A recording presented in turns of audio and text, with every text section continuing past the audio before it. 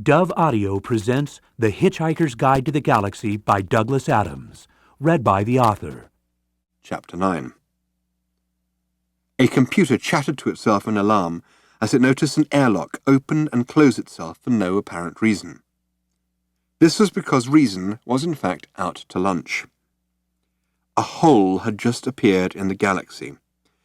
It was exactly a nothingth of a second long, a nothingth of an inch wide, and quite a lot of millions of light years from end to end. As it closed up, lots of paper hats and party balloons fell out of it and drifted off through the universe. A team of 7 3-foot-high market analysts fell out of it and died, partly of asphyxiation and partly of surprise. 239,000 lightly fried eggs fell out of it too, materializing in a large wobbly heap on the famine-struck land of Pogril in the Pansel system. The whole Pogril tribe had died out from famine, except for one last man who died of cholesterol poisoning some weeks later. The nothingth of a second for which the whole existed reverberated backwards and forwards through time in a most improbable fashion. Somewhere in the deeply remote past, it seriously traumatized a small random group of atoms drifting through the empty sterility of space and made them cling together in the most extraordinarily unlikely patterns. These patterns quickly learnt to copy themselves. This was part of what was so extraordinary about the patterns, and went on to cause massive trouble on every planet they drifted onto. That was how life began in the universe. 5 wild event maelstroms swirled in vicious storms of unreason and spewed up a pavement. On the pavement lay Ford Prefect and Arthur Dent, gulping like half-spent fish. "There you are!" gasped Ford, scrabbling for a finger-hold on the pavement as it raced through the third reach of the unknown. "I told you I'd think of something." "Oh, sure," said Arthur, "sure." "Bright idea of mine," said Ford, "to find a passing spaceship and get rescued by it."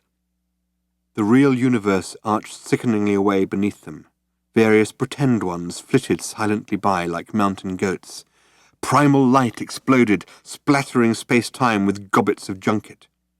Time blossomed, matter shrank away, the highest prime number coalesced quietly in a corner and hid itself away forever. "Oh, come off it," said Arthur. "The chances against it were astronomical." "Don't knock it. It worked," said Ford. What sort of ship are we in?" asked Arthur as the pit of eternity yawned beneath them.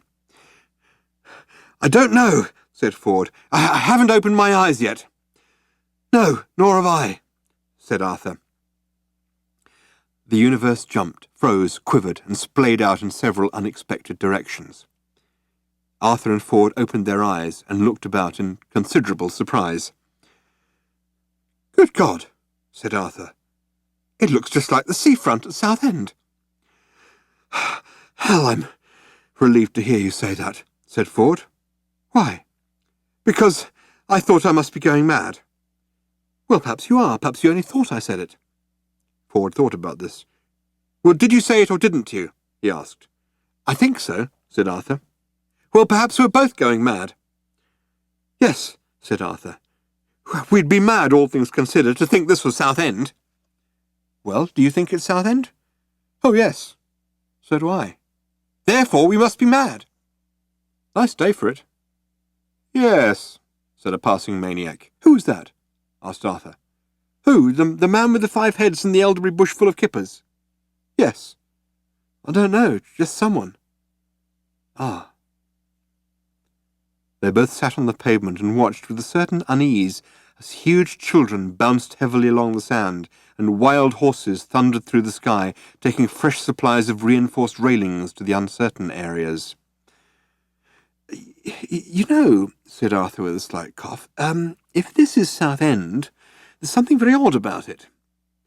"You mean the way the sea stays steady as a rock and the buildings keep washing up and down?" said Ford. "Yes, I thought that was odd too. In fact," he continued, as with a huge bang Southend split itself into 6 equal segments, which danced and spun giddily around each other in lewd and licentious formations, "there is something altogether very strange going on." Wild, yowling noises of pipes and strings seared through the wind. Hot doughnuts popped out of the road for 10p each. Horrid fish stormed out of the sky, and Ford and Arthur decided to make a run for it. They plunged through heavy walls of sound, mountains of archaic thought, valleys of mood music, bad shoe sessions and footling bats, and suddenly heard a girl's voice. It sounded quite a sensible voice, but it just said, 2 to the power of 100,000 to 1 against, and falling. And that was all. Ford skidded down a beam of light and spun round, trying to find a source for the voice, but could see nothing he could seriously believe in. "What was that voice?" shouted Arthur. "I don't know," yelled Ford. "I don't know. It sounded like a measurement of probability." "Probability? What do you mean?" "Probability, like 2 to 1, 3 to 1, 5 to 4 against. It said 2 to the power of 100,000 to 1 against. That's pretty improbable, A 1,000,000-gallon vat of custard upended itself over them without warning. "But what does it mean?" cried Arthur. "What, the custard? No, the measurement of improbability." I don't know at all. I think we're on some kind of spaceship." "I can only assume," said Arthur, "that this is not the first-class compartment." Bulges appeared in the fabric of space-time, great ugly bulges. said Arthur, as he felt his body softening and bending in unusual directions. "Southend seems to be melting away. The stars are swirling. A dust bowl. My legs are drifting off into the sunset. My left arm's come off, too." A frightening thought struck him. "Hell," he said, "how am I going to operate my digital watch now?" He wound his eyes desperately round in Ford's direction. "Ford," he said, "you're turning into a penguin. Stop it." Again came the voice.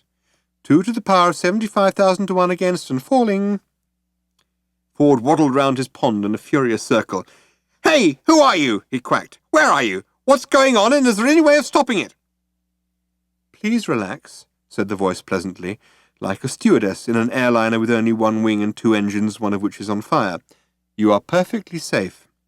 "But that's not the point," raged Ford. "The point is that I am now a perfectly safe penguin, and my colleague here is rapidly running out of limbs." "It's all right, I've got them back now," said Arthur. 2 to the power of 50,000 to 1 against, and falling, said the voice. "Admittedly," said Arthur, they're longer than I usually like them, but isn't there anything," squawked Ford in avian fury, "you feel you ought to be telling us?" The voice cleared its throat. A giant Putty 4 lolloped off into the distance. "Welcome," the voice said, "to the starship Heart of Gold." The voice continued. "Please do not be alarmed," it said, "by anything you see or hear around you. You are bound to feel some initial ill effects as you have been rescued from certain death at an improbability level of 2 to the power of 276,000 to 1 against, possibly much higher. We are now cruising at a level of 2 to the power of 25,000 to 1 against and falling, and we will be restoring normality just as soon as we are sure what is normal anyway. Thank you. 2 to the power of 20,000 to 1 against and falling." The voice cut out. Ford and Arthur were in a small, luminous, pink cubicle. Ford was wildly excited. "Arthur," he said, "this is fantastic. We've been picked up by a ship powered by the infinite improbability drive. This is incredible. I heard rumours about it before. They were all officially denied, but they must have done it. They've built the improbability drive. Arthur, Arthur, what's happening?" Arthur had jammed himself against the door to the cubicle, trying to hold it closed, but it was ill-fitting. Tiny, furry little hands were squeezing themselves through the cracks. Their fingers were ink-stained. Tiny voices chattered insanely. Arthur looked up. "Ford," he said, "there's an infinite number of monkeys outside who want to talk to us about the script for Hamlet they've worked out."